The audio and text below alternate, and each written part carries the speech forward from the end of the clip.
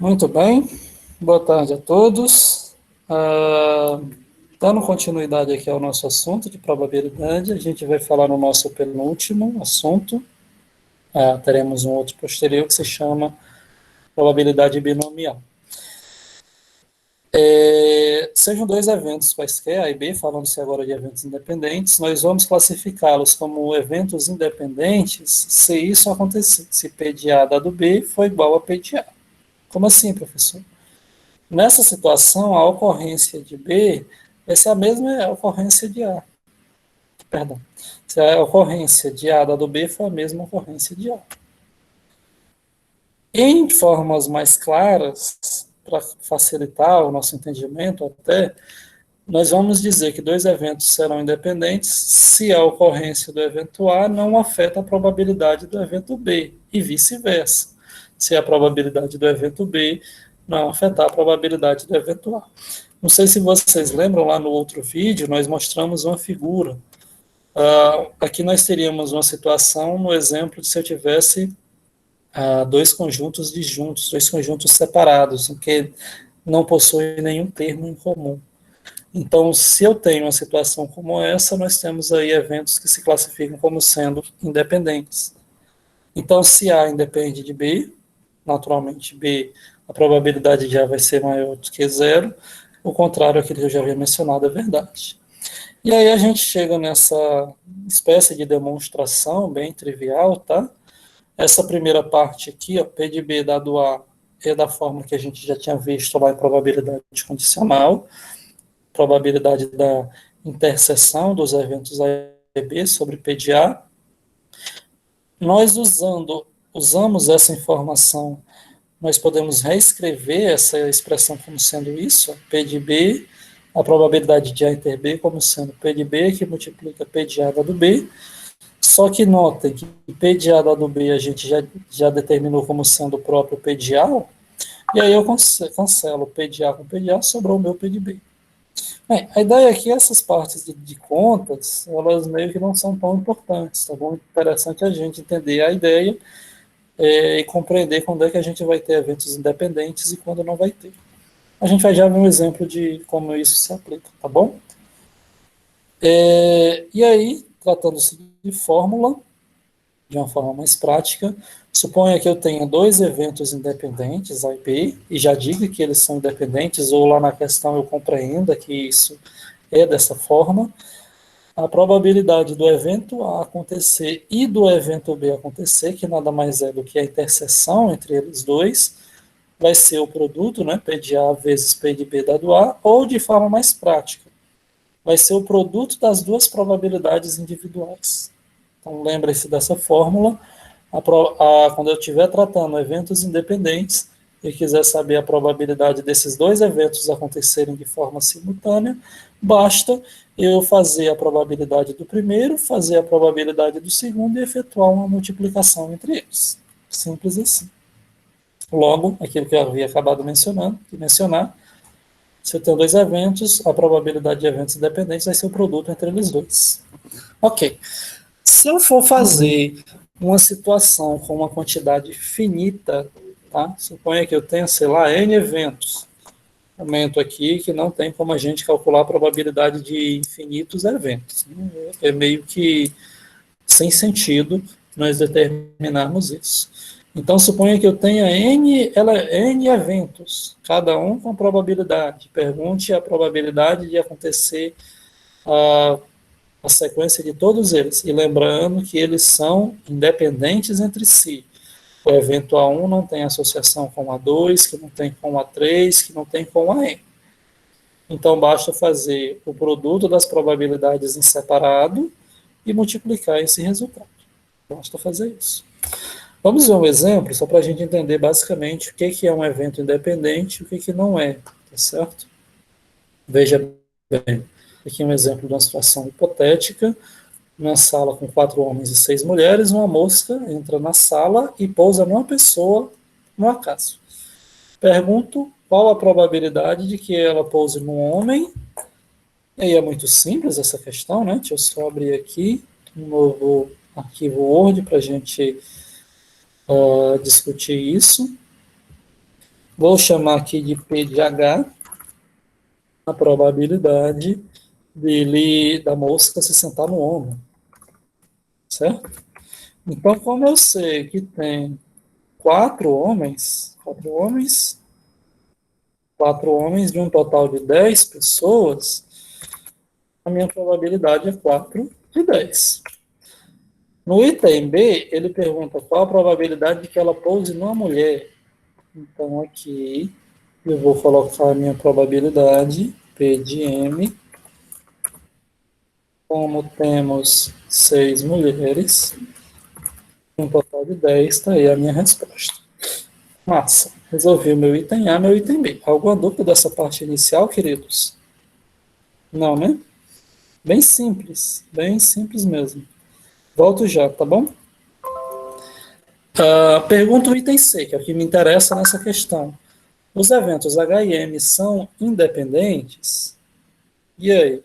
A ideia aqui vai ser eu pensar um pouco. Veja, teoricamente, uma pessoa do sexo masculino não tem como ser do sexo feminino ao mesmo tempo. Então, eles estão separados. E a mosca, teoricamente, ela não vai ter a percepção de saber de escolher o sexo, ela simplesmente vai pousar numa pessoa aleatória. Então, dentro dessas condições, a gente classifica eventos H&M como sendo, sim, independentes. Tá certo? E aí temos aqui alguns exemplos para a gente encerrar. Basicamente é isso, tá certo? A parte de eventos independentes. Temos essa outra questão do Enem, que eu vou deixar aqui depois para vocês verem. E a gente vai resolver aqui no vídeo ainda, para deixar registrado, a resolução desses dois exercícios, tá bom? E aí a gente vai ver mais profundamente melhores exemplos de como a gente tem situações onde tem dependência ou não independência de eventos, tá bom? Veja, a primeira questão ela pergunta a probabilidade, aliás, ela informa, né? A probabilidade de um certo homem sobreviver mais 10 anos a partir de uma data é de 0,4. Ou seja, ele já está dizendo que a probabilidade é essa. Não está perguntando para calcular, não, tá? E de que sua esposa sobreviva mais 10 anos a partir da mesma data é 0,5. Qual a probabilidade de ambos sobreviverem mais de 10 anos a partir daquela data? Ou seja, o que eu estou perguntando aqui nesse exercício? Primeira, já vou colocar aqui só para a gente classificar, tá bom? Vou dizer que a probabilidade do homem sobreviver, ele já disse que é 0,4, e a probabilidade da mulher sobreviver, deixa eu escrever aqui, da mulher é 0,6, é isso? Não, 0,5, aliás. Aí no item A ele pergunta a probabilidade de ambos. Então eu quero que o homem sobreviva e que a mulher sobreviva. Pergunto a vocês, o fato do homem sobreviver interfere no fato da mulher sobreviver e vice-versa? Óbvio que não, né? Sei lá, vai que aconteça um acidente com ele, a mulher, não, teoricamente, né? Supondo que a mulher não tenha influência nisso, ou o contrário, tá bom? Nesse caso, eu tenho aí uma classificação de eventos independentes. E do jeito que a gente já tinha visto na fórmula, basta eu realizar o produto entre eles, tá? Vou pegar a probabilidade do H, que é 0,4, e vou multiplicar pela probabilidade do M, que é 0,5. Isso aqui dá 0,20 ou ainda 0,2. Ou seja, de acordo com os dados da questão, existe aí uma chance de 20% de que ambos estejam vivos daqui a 10 anos. Uma probabilidade baixa, inclusive, né? Então, só um comentário aqui adicional.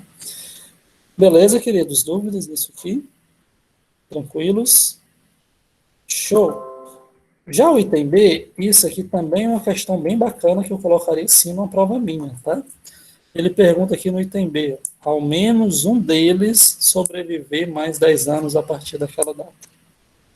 Então, veja bem, se ao menos um sobreviver, pode acontecer o seguinte, ó, pode acontecer dos dois sobreviverem, porque os dois vão estar vivos, que por um acaso é exatamente o que a gente viu no meu item A. E por um acaso, algum bonito que for lá e colocar essa mesma coisa, eu já vou botar aqui o 0,2, tá? E deixar só isso aqui, já sabe que está errado, tá certo? Mas eu também, para satisfazer a minha questão, posso ter a seguinte situação. Pode, infelizmente, o homem morrer, né? Que eu vou identificar aqui como sendo H barrado, o homem não está vivo, por consequência ele está morto, e a mulher está viva. De novo, tenho eventos independentes, então isso aqui vai ser P de H barrado, que multiplica a probabilidade. Vai para cá, meu filho, me ajude. A probabilidade da mulher. A pergunta que surge é: quanto é que vale P de H barrado? Bem, olhando-se só para o homem, eu tenho aqui o P de H, que é 0,4, e tenho o P de H barrado. Como aqui eu tenho a probabilidade do homem estar vivo, P de H barrado vai ser a probabilidade dele estar morto.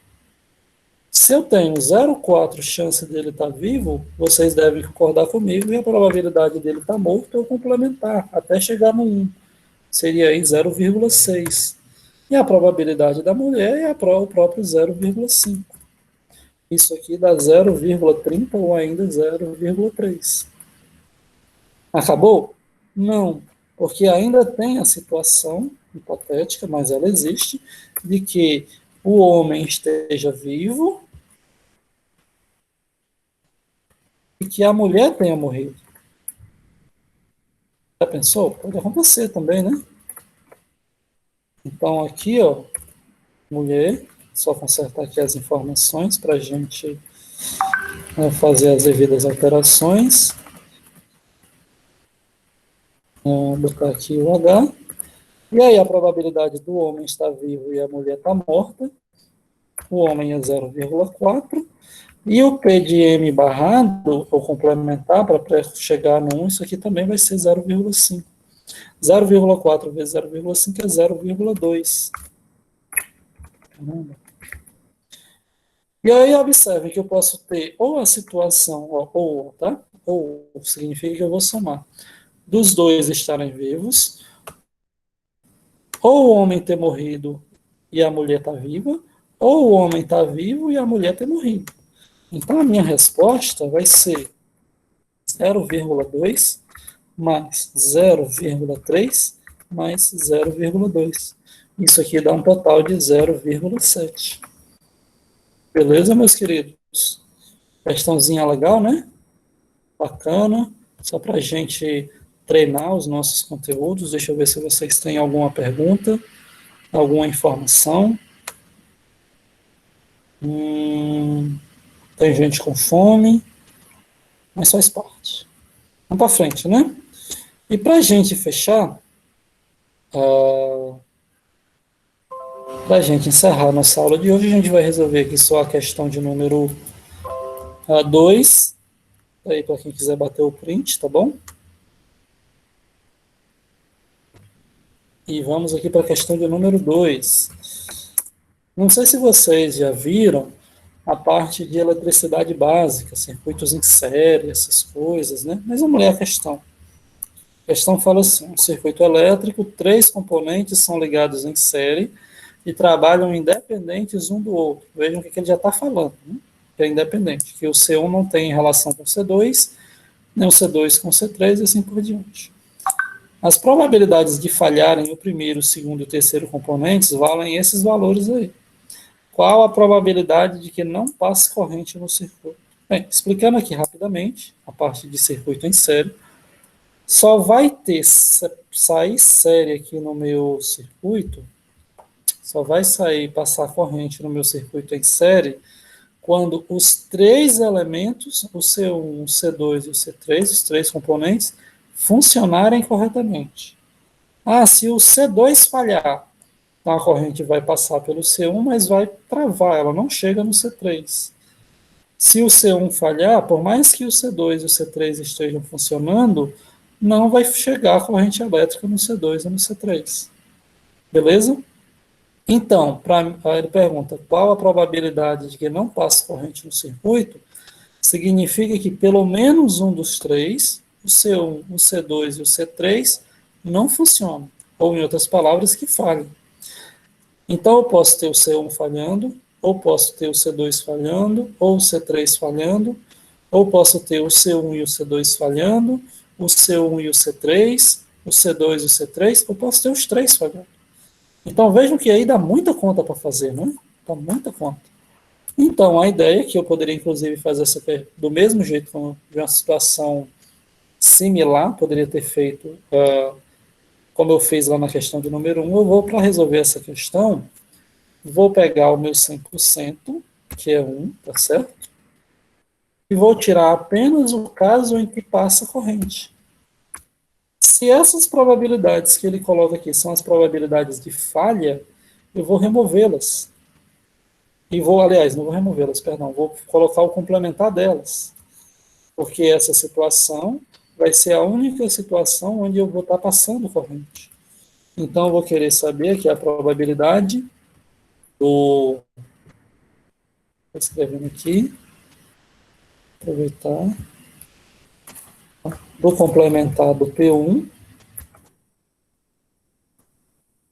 porque eu vou ter que ter o P1, o P2 e o P3.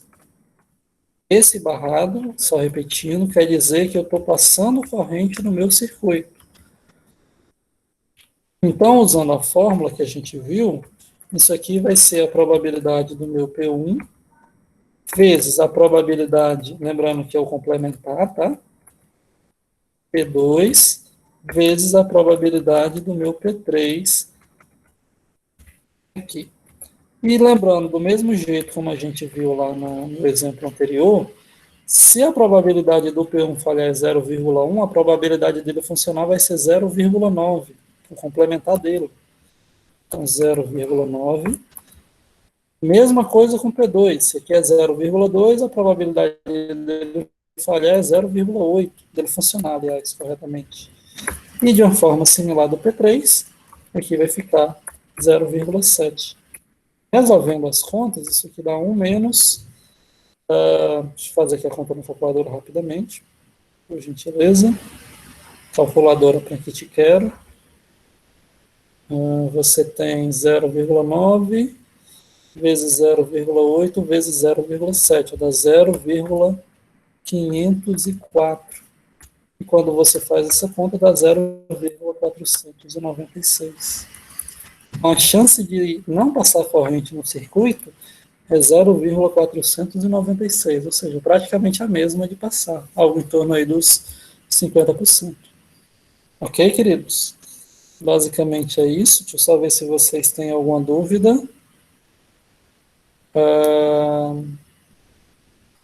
Alguma pergunta, galera? Alguma dúvida? Tirando aí da questão sobre as questões, já a gente fala da... Volta para lá para retirar o print. Mas entenderam? Só lembrar que eu acho, pessoalmente falando, só um último comentário aqui antes de encerrar a gravação, que eu acho mais fácil eventos independentes do que probabilidade condicional, porque aí é como eu falei, você precisa calcular a probabilidade individual em separado de cada um deles, e depois você multiplica.